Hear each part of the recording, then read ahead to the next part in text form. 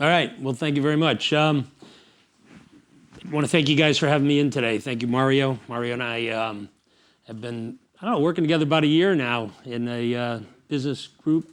We meet weekly, and told him a little bit about what I do, and he said, "Hey, it might be of interest to the people who I work with." So I am a money coach, and a little bit different. I use a unique approach to helping people put together some financial plans. I use strategies. I have a focus on strategy as opposed to just pure product. And so what I'd like to do today is go through some information. It is a small group here, so if you have a question, you want to ask it, feel free. If not, if it's something we want to get into a little bit more discussion, maybe just hang on to it, write it down. We can circle back to it. The other thing too, I do want to offer for anybody here, I'd be happy to sit down and individually answer any specific questions you might have. We can do that at another time or whatever. But you may have some personal questions about finances, different things, investing or what have you. More than happy to sit down with you and see if I can answer your question. Sound good? So one of the things that we talk about quite a bit is debt. Right now in our country, and this is where I thought you may have some good application here. You're working with prospective buyers, and they've got some significant debt. Maybe they're not in a position where they qualify for a mortgage right now. Maybe they are, but America is saddled with a tremendous amount of debt right now. People, getting out of school, start right out with student loans and just keep moving forward from there. So it's a big problem. And what I do is I focus on helping people who have debt, and I ultimately teach them how to eliminate their debt and function as their own bank. Another area where I think that may have some application is for people that flip houses, people that run businesses looking for, and they need some operating capital. So there's several different applications here. So I always start every meeting, I ask people when I sit down with them, are you 100% sure you're going to have a great retirement? Or do you have some doubt?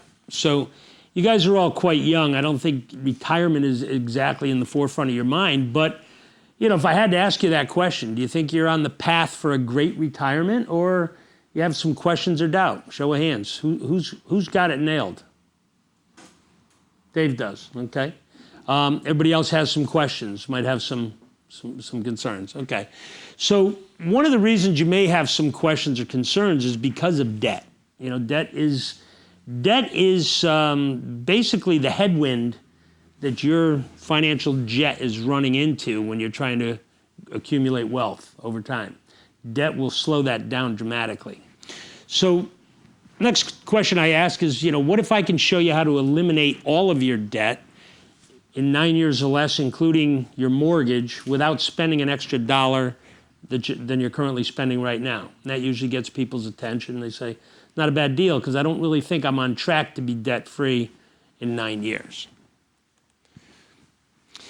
This is a look at the average American household, and really just want to focus on the way that their money is broken down, or the way that their income is broken down. For example, they spend about 34% of their earnings servicing debt. It's going away in interest charges, okay? It's mortgage, car loans, student loans, credit card debt, you name it. But about 34% being spent on interest charges, while another 40% is getting sucked out on in the form of taxes. And most people sit here and say, well, I'm not paying 40% tax. And now start doing some math. You've got federal income tax, you've got state income tax, you've got Connecticut sales tax, we've got property tax, you've got excise tax on automobiles. If you've stayed in a hotel recently, you've got hospitality tax and a whole ton of other taxes. So adding these together, you got about 3/4 of what people are earning they have no appreciable use of it. It's paying for the privilege of using someone else's money, and it's paying for the privilege of living in this country, state, city, or locale, wherever you are.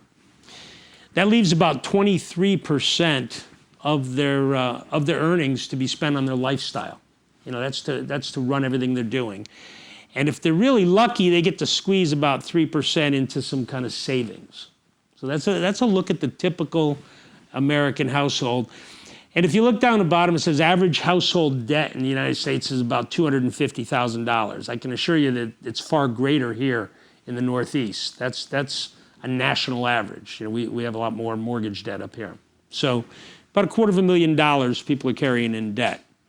So I can't necessarily help people make more money, but what I do is I focus on the areas where I can give them more daily appreciable use of their money.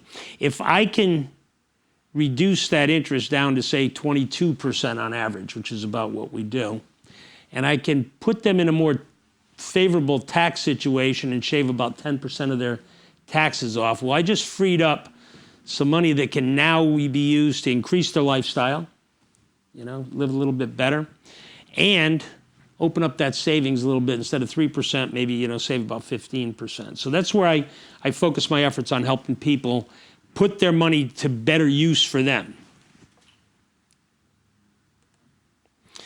It all starts with knowledge, really. It's a 7-step approach I use, 7-step program.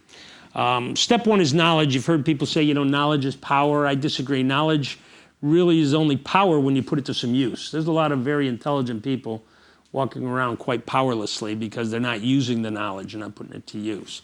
So the first thing we're going to do, we're going to need to give people some tools, give them some knowledge, teach them how to do some things. If we could show them how to reduce the volume of their interest that they're paying, teach them how to get out of debt in 9 years or less, if we could show them how to improve their cash flow. Okay, so you got a lot of people making some pretty good money, but at the end of the day, they've got as much or more going out than they've got coming in. It's a cash flow situation. And we've all seen businesses. We drive by and we see they're out of business. Say, God, I can't, I don't know why they're out of business. They were always busy. Yeah, they were. They had a good product or service. They had some loyal customers, but they didn't manage their cash flow. They didn't treat their cash properly. And so if we could teach you how to decrease your taxes, eventually, be able to save some money for college, and ideally retired with some tax-favored income. So, basically it's a game of life. Kids go away to school, they get out. Well, before they even get out, they've got a fair amount of student loan debt that they have. But what do? The first thing they do when they get out of college, they go buy a car. We just can't wait to get in debt. Get a car, now they've got a car payment.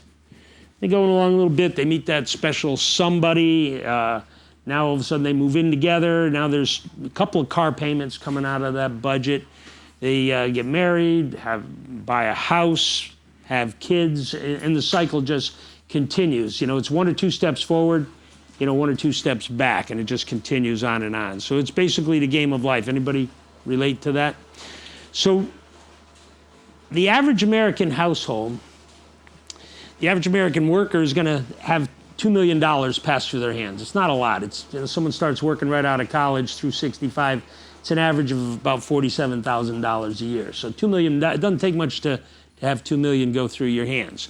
The unfortunate thing is the average amount of money in a retirement plan right now is about $60,000. So, if you can picture earning $2 million or more, maybe $4 or $5 million, and coming away with $60,000 at the end of the game, not exactly the American dream. Why is that happening? Well, what's happening is the debt is totally outpacing the savings. So again, as I said, step 2, we start with cash flow. And so one thing I don't do when I work with people, I never sit down and tell them what they can or cannot spend their money on. If that's the case, we're probably not going to have a real good relationship. I start telling people they can't go to Nebco and buy a growler or something, But what I do is I do encourage them to start taking a look at it. And tracking is really the first step towards control.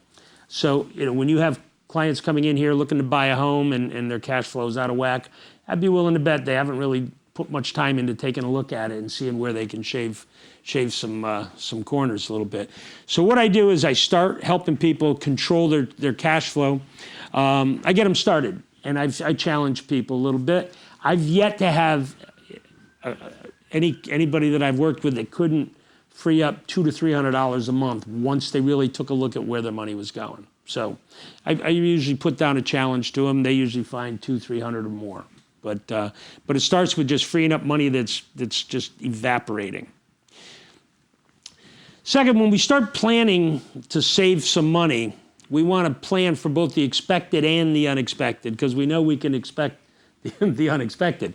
Furnaces go, air conditioning systems, transmissions, kids need braces, you name it. You're entering an expensive time there, Dave. But so I like to use what I call the 80-20 rule. I like to help people start growing about 80% of that amount of that money in a long-term growth area, where they can count on that. We're not talking about a deferred spending account. We're talking about real savings, okay?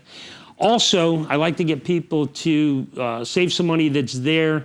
I call it touchy-feely money. It's for the E&E, the emotional purchase and the emergency purchase, because those things come up. Right now, I work with a lot of people over the years, and the vast majority of people are saving money in their qualified retirement plan.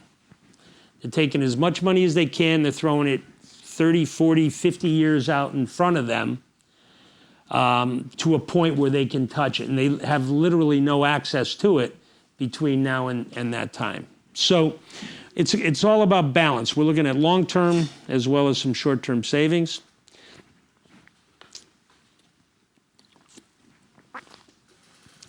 I'm going to talk a little bit about banks, because as I said, I teach people how to become their own bank. The reason I do that is because I'm sure you guys have great relationships with the banks around here, but I'm going to kind of clue you in on a little secret. The bank's sole purpose is to put people in debt. That is their ultimate purpose, is to lend money, get people in debt. If you're a saver and you bring your hard-earned dollar to the bank on payday and you hand it to them, and they take it, and if you're really, really lucky at the end of the year, they're going to give you a penny. They'll give you that 1% that you would have earned on that savings account, okay? So they're paying you 1% on that money, and they're not making any money leaving the other 99 cents locked up in the bank. How do they make money? By sending it out.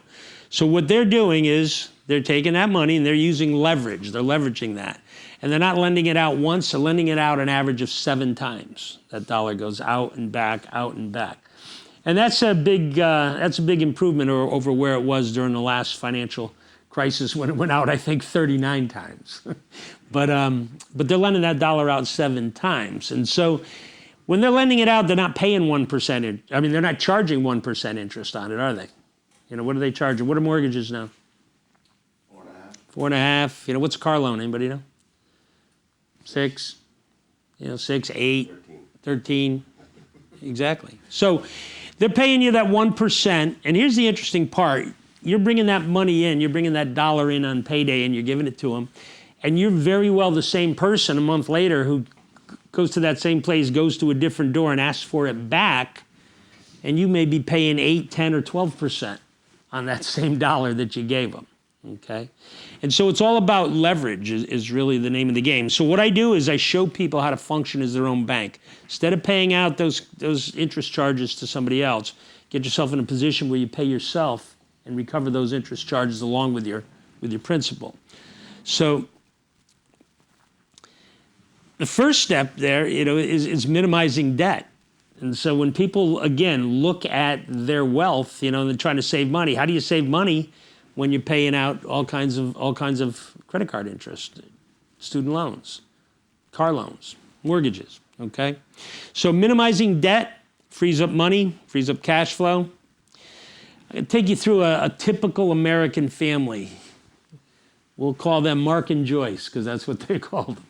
So Mark and Joyce are your typical American family, and this is the slide we may have some trouble with getting it to move forward. But typical American family, it's not changing. Mid-30s, mid-30s, 3 kids.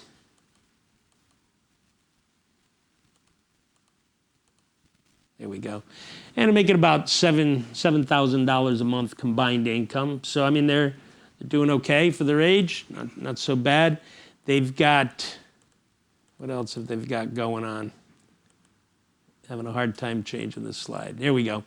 They have a 401k with under $100,000 in it.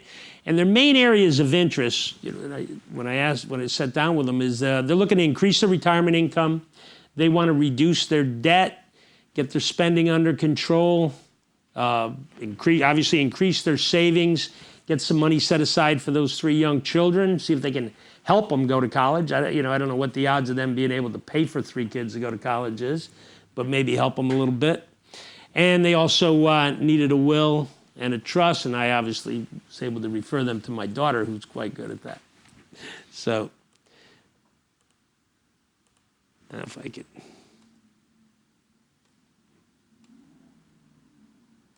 All right, Lance. There we go.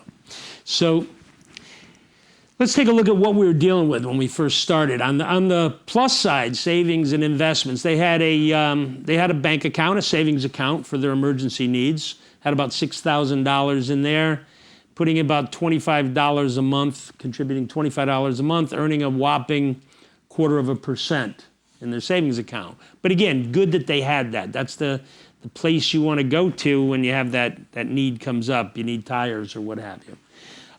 In addition, they had a Fidelity 401k, $36,500 in there, contributing $305 per month at earning an average of 5%. On the other side, they had some debt. They had a Visa card, 12%, $460 balance. They're paying $55 a month on that. They had a medical bill at 0 interest, $2,400, $200 a month payment. Another credit card, $4,200 at 16%, and that was using up about almost $300 of cash flow. They had a furniture charge, $6,000 at 18%, another $237. Car loan at 8% for $13,000, about another $400 a month. And they had a mortgage at 6.5%, pretty high, $153,000, costing them $972. Okay, that look out of the ordinary. You guys see a lot of people's debt. I mean, that's not crazy debt, right? No, not bad. So, when we take a look at it, we start totaling it up. What do we look at? Well, we look at their average interest they're paying on all those is about 10%. And that's just a simple, not a weighted average, but a simple average of about 10% interest. Their payments, they're spending $21.77 a month. We call that their debt servicing. That's what they're spending to eventually eliminate that debt. And their total balance was $180,000. So if I was able to write them a check to get them out of this, I'd write them a check for $180,000. They could wipe the slate clean. And so when most people talk about debt, that's the number they look at. They'll take a look at what they're adding up. Okay, so take a look at Mark and Joyce, and there should be a 0 on each one of these. Okay, and so their debt balance was $180,000, okay? But servicing it the way they were was going to take 30 years to get everything paid off. And in that 30 years, they're going to pay interest of another $200,000. So what's the real debt? Real debt's $380,000. That's really what it's going to cost them, right? You got that? So, they may be thinking they owe $180,000, but the way they're handling it, the way they're servicing that debt, they're going to spend $380,000. So that's $380,000 that they don't have for anything else. They won't have for the retirement, and they won't have to put the kids through college. That's money that's gone. So we're looking at the retirement plan, because I'm a believer that you don't have a plan for retirement and a plan for college and a plan for this or that. You have one financial plan that needs to grow and change with you throughout your life to do everything you need it to do. So they had $36,500 in that in the retirement account, contributing $300 a month at 5% on average, and they're in a 25% tax bracket. They continue doing this. We fast forward that out 30 years, nothing changes. They end up with $408,000 before taxes. But I'm sure everybody's aware that a 401k, a retirement plan, is a pre-tax account, and that eventually when that money comes out, the taxes have to be paid. Everybody aware of that? Okay. So let's say they took it all out and netted the taxes in a 25% tax bracket. They're left with $306,000 of spendable pocket money, okay? So let's take a look at what we were able to help them do by taking a better look at how they service their debt, not spending an additional dollar, but by positioning those payments in a better strategic way. We were able to show them how to get out of debt in 7.8 years, not 30, 7.8. Getting out of debt in 7.8 years saved interest of $122,000. So now if you're not paying that $122,000 in interest, what can you do with it? Whatever you want. But save it. A lot of growlers. Lots of vacations. But you could save that money, okay? And so in 7.8 years, when those debts are paid off, that $21.77 per month of cash flow, what can we do with that? Let's put that to use too. Start paying yourself with that as well. So 30 years out, 23 years or 22 years from that point, they grow that to $1.4 million. So let's take again another look. Their current plan after taxes, they're going to end up with about $307,000, or without any additional money, any outlay, they end up with $1 million, $4,000. So what's the cost of not doing it? The cost of not doing it is obviously the difference. It costs them $820,000 to keep going down that path. Okay, keep going the same way. I don't get a lot of people to choose that route. Step 4, we talk about taxes. So I help people talk a little bit about taxes, and I'm not there's always that disclaimer, I'm not a CPA, not licensed to give tax advice, but we do discuss tax situations and problems, okay? Obviously, the less tax you pay, the more you keep. I want to be a good American. I don't want to be in the Taxpayer Hall of Fame. So let's talk about taxes a little bit. Right now, what do you think of our tax situation? We pay too much, too little, or just right? What's everybody think? How many people think we don't pay enough taxes? No one thinks that. No? But I will say, The governor thinks that. yeah, right. How many people think we pay too much in taxes? Come on, show of hands. Everybody. I've never asked that question. Anybody said, God, I wish I could pay more taxes. You know, I hate this place. They don't let me pay enough. Here's the reality. The reality is we are currently in the lowest tax environment we have been in since the 1930s. Anybody believe that? I believe that. We are. The problem with us is we're in Connecticut.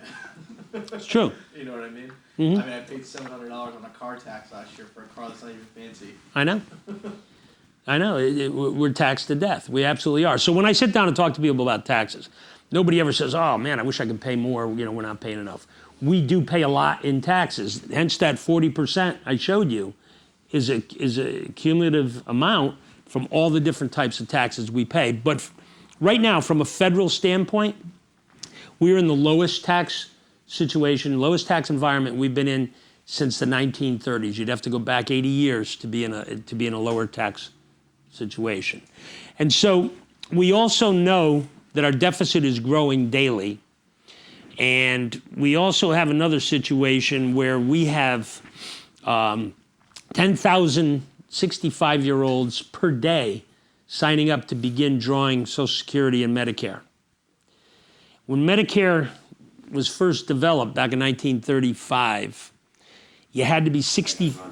Thanks. Take care. Bye-bye. You had to be 65 to begin collecting. 65. What, anybody care to guess life expectancy back then, 1935? A lot less than it is now. 70? 62. Think about it. So the finish line was 65. Very few people made it to the finish line.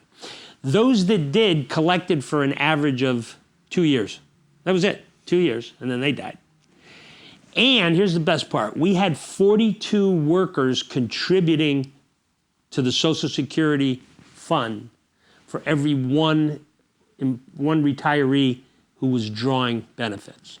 That was in 1935. Fast forward, go out almost 85 years. Today, the average age that people begin collecting Social Security, 63. So they're collecting earlier. The life expectancy today, somewhere between 78 and 85. Okay? So people are collecting at 63 and living to 80, 83, 85, 90. And so here's the knockout punch. Where there used to be 42 people contributing for every one person drawing, today there are 2.8 people contributing for every one. So we in this room are supporting 2 retirees. Okay.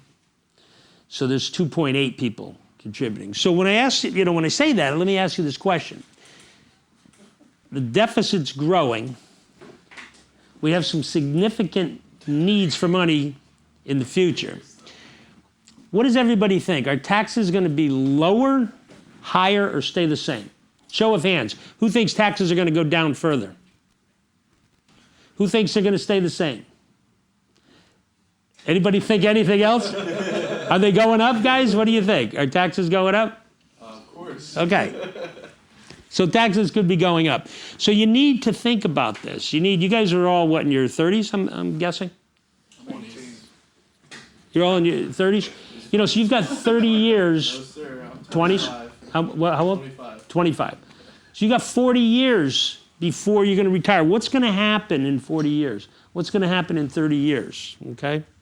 You need to begin thinking about this. So if you think taxes are going to be going up, does it really make sense to postpone paying them to a later date?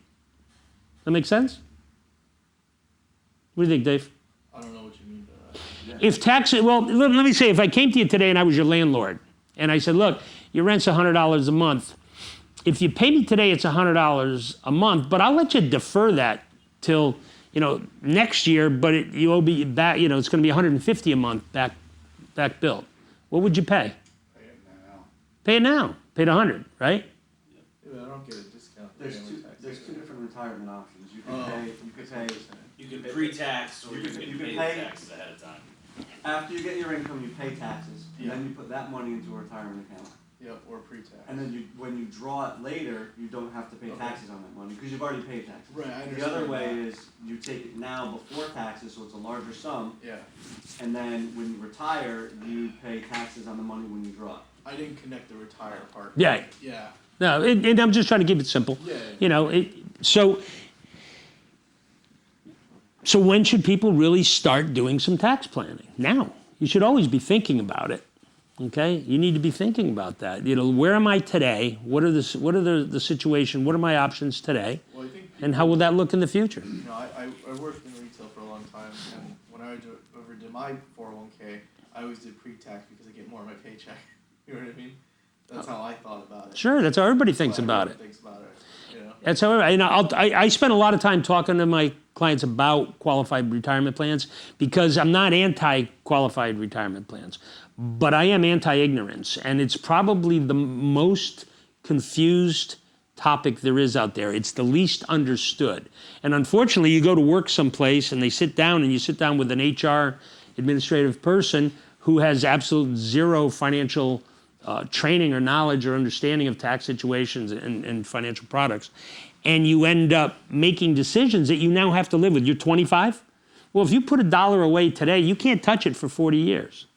You can't, well, 59 and a half, but you can't touch it. So you're taking money, you're throwing it as far out in front of you as you possibly can, and you're hoping that it's going to be less tax than it is today. I don't know. But I'll show you a little bit more on that. So let me ask you this. What if I said to any of you, I said, hey, I've got a business proposal for you guys. You're bright guys. I want to go in business with you. But here's the way we're going to do it. You're going to front all the money. You're going to take all the risk for that money. You're going to manage the business, put in all the sweat on a day-to-day basis. And 30 years from now, I'm going to tell you how much you owe me. What do you think, Dave? We're not partners? It's an interesting way of It's an interesting way of putting it, but that is exactly what a pre-tax qualified plan. That is exactly what you're doing. You're putting all the money up. You're taking all the risk. That if the market crashes like it did in '08, it's your money that's lost, right? You put your money in it, it's gone. You're going to manage that on a daily basis. Plus, you're going to pay a management fee of about 1.5% per month that you don't even really see. It's coming out. It's pulled out of there. You're going to pay the management fee not just on your money, but on the government's money. Isn't that even a better deal? So now it's one thing to pay taxes. Now you're paying fees to manage the taxes for the government. I like that part. Oh, I get it now. It all clicked. So what you're saying is, if I put my money in there pre-tax, in 40 years when I take it out, I'm paying the current tax rate. That's right. Right. Here's the best part. Not on what you deferred, on what it now grew to. Right. Okay? Right. So now I bet you there's another slide. I'd be willing to bet there could be a slide right here that would kind of illustrate that. So let me just kind of run through something. So let's say, and these are just for simple numbers. Anybody hear the rule of 72? You've heard of that? Rule of 72 says that, at 10% interest every 7 years, your money doubles. Or at 7% interest every 10 years, your money doubles. Both ways. So let's say a 45-year-old takes $5,000 of pre-tax money and puts it into a retirement account, IRA or 401k. And let's say it grows at 10% a year every single year till he's ready to retire, okay? And that means that at 52, he has $10,000. At 58, he has $20,000, and at 66, he has $40,000. Not bad. Put away $5,000, end up with 40. It's a pretty good deal. So what happens is people say there's a tax savings to putting my money away pre-tax. I save taxes, right? That's kind of what you thought. You got a greater, you think you got more money, huh? Well, yeah, because in your check it shows up as you got more money versus. So No, you got less money Well- because the money went in into the account. You got less, but there's no tax on it. Exactly. Yeah, so you didn't pay any more tax. Right. And so people think you got a tax break or a tax savings. And that is the myth. Okay, there's no tax savings. Where's the savings? Where's the tax? It's in the plan. It stayed there. You didn't get extra money, right? So when this guy put $5,000 away, if he was in a 25% tax bracket, that $1,250, which would have been paid in taxes, didn't. It didn't get paid in taxes. But where is it? Well, it's in the 5. It stayed there, okay? And so just as your money's growing, guess what else is growing at that rule of 72? So that $1,250 tax that was deferred or postponed, 7 years later is worth $2,500, then $5,000, and then $10,000. So you deferred $1,250 to ultimately end up paying $10,000. Does that make sense? That kind of clarified a little bit for you? So it isn't all what it seems. Like, hey, you know what? It's tax-free. It's not tax-free. So what I do is I help people understand that. And again, I'm not anti-401k. I just want to make sure people understand what they're doing. So when we take a closer look, there's different places you can save your money. And most people are now just kind of programmed to put all their money, anything they're doing savings, put that in that qualified plan. As I said, throw it as far out in front of them, 30, 40 years out in front, and kind of roll the dice, see what happens. The market goes up, down, you got plenty of time to grow it back. But the real key would be the taxes and how the money grows. So if you have a taxable account like a savings account, where every year you have to pay tax on that, whatever little bit of interest you get is taxable each year. If you were to actually pull the taxes out of that, you'd slow that growth down. And then, so that's the short column on the right. That's the taxable account. If you pulled the taxes out each year, it really does slow your growth. Well, if you let it grow tax deferred and you leave the taxes in there to help the compounding, you can see how you will end up with more money. But there's really no better way than if you're able to grow money tax-free. And there's several different ways to grow money tax-free that a lot of people aren't aware of. Okay? So I help people understand, it's really all about balance. Next thing we talk about is risk. You know, you can work a lifetime and have something evaporate. Anybody know anybody who retired around 2008? I don't know, maybe grandparents or something. You know, they were all set. Everything was looking pretty good. And then it hit the fan pretty hard. So what do you need to be aware of? Well, you need to be aware of taxes. What could rob you of your lifetime use of that money? Taxes, market. What's that? Well, taxes. You know, there you go. Market volatility. Okay, can we control market volatility? Can we time it? We know the ups will come. We know the downs will come. What don't we know? We don't know the when. You know, the when is the missing link. Do you suggest not putting in 401 into like an IRA? Well, I would never make a recommendation. So that's an individual thing. I'd have to sit, you know, when I sit down with people and we look at their specific program, okay? It's based on that. So I'm not, like I said, I'm not anti, I would never make a statement, don't put money in a 401k. I would never do that, okay? But everybody has a unique situation that you need to know what the variables are before you start doing that. So what's happening, though, I will say, don't do what everybody's doing now. Hey, everybody's doing it. I got a new job. I signed up. They automatically put 6% in so I can get the company match, and I'm doing great. And then 3 years later, you're going to lose your house because you have no liquid access to capital that you can get at. And I've seen situations like that. And you say, oh, you could take a 401k loan. People don't understand what that is either. A 401k loan is another sucker punch because you can borrow your own money up to 50,000 or 50%, the larger of the two. It must be paid back in 5 years. If it's not paid back in 5 years, all the outstanding amount is taxable, and there's a 10% premature withdrawal penalty on top of it. So I know somebody who had a 401k loan, and he got let go. He got laid off. He had the opportunity. Hey, you need to pay that loan back. Well, I don't have the cash. Okay, great. It's a distribution. Taxes, penalty. It's as simple as that. So there's some downside to that, okay? Inflation. You know, inflation is your buying power, your dollar getting watered down from year to year. That pizza, you know, in 10 years, you know, probably costs twice as much as it is today. So I'm going to make sure I eat my slice today. Emergencies come up, you know, things happen. Cars break, furnaces break, you know, the roof springs a leak. You guys know that. You know, things happen. Disability, lawsuits, fraud, plain out living your money. Number one concern of people as they enter retirement, even more so than health issues, is will I outlive my money? Do I have enough money to make it? Big problem, big concern, okay? And obviously death. That can really disrupt things. I don't care as much at that point. So, well, death in the family. So the big picture, step 6, what we do is we take what we call a big picture look. And for example, you guys are in the building trades. You know, let's say I want to build a house.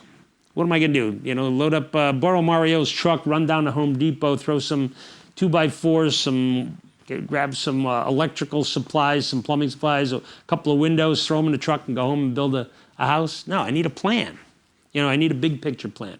I need blueprints. I need to really determine what the material needs are, what's going to sit on that property. And that's the way people should be building their financial future as well. They really need a big picture plan. It isn't a micro plan. So there's 3 phases of retirement that I help people take a look at. The one everybody's concerned with, and most advisors out there, all they care about is accumulation. You know, hey, I can get you 8% return. I've had this. It's all historical. Nobody can promise anything. But accumulation is where your money grows. Well, that's important, no doubt. But what's equally important is maximizing that accumulation, okay? And maximizing the distribution. When you start using that money, getting to use and enjoy the largest amount of money. Far more important than growing the biggest nest egg, okay? I see people all the time that have less money than others and get to use and enjoy, have greater income, okay? So keep that in mind. Big picture plan benefits. What happens with the people I work with? Well, you know, they argue less about money. You guys probably see it. You got a husband and wife in here looking for a home. Do you get much of that? And all of a sudden they start gnashing at each other. It happens. But the average married couple argues twice a week about money, Okay, money can be a huge problem. You know, one of the questions I always ask people when I sit down with them first meeting is like, you know, what lessons about money did you learn from your parents? And you know, people either learn some very good lessons or some very ugly lessons. You know, there's not a lot in between, huh? It doesn't grow on trees. That's a good lesson. So what do? They argue less, they find wasted money, they improve their cash flow, they increase their savings, get out of debt faster than they ever dreamt they could, and they learn how to prioritize their accounts and retire with some tax-favored income, and that's the key. So again, just to review, Mark and Joyce, you know, they were going along 30 years, you know, that interest paid was going to be almost, call it $200,000. We got them out in 7.8, freed up $122,000 of interest and $21.77 a month that they could immediately start paying themselves. You've heard people say that, pay yourself first. Well, that's easier said than done if you've got everybody waiting at your door come payday.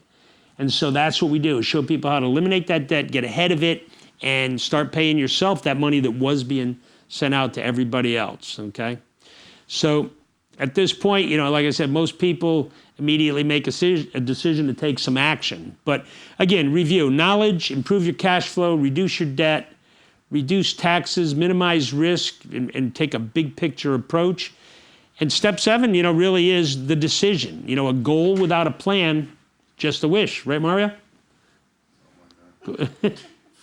So at that point, you know, when I work with people, that's, you know, I usually just give them a financial, 3-page financial questionnaire. They give it back to me, and I show them where to go from there. So that's essentially it. Questions? So, when you work with a client, are you working with them on, you know, a one-time basis, or are you kind of like following them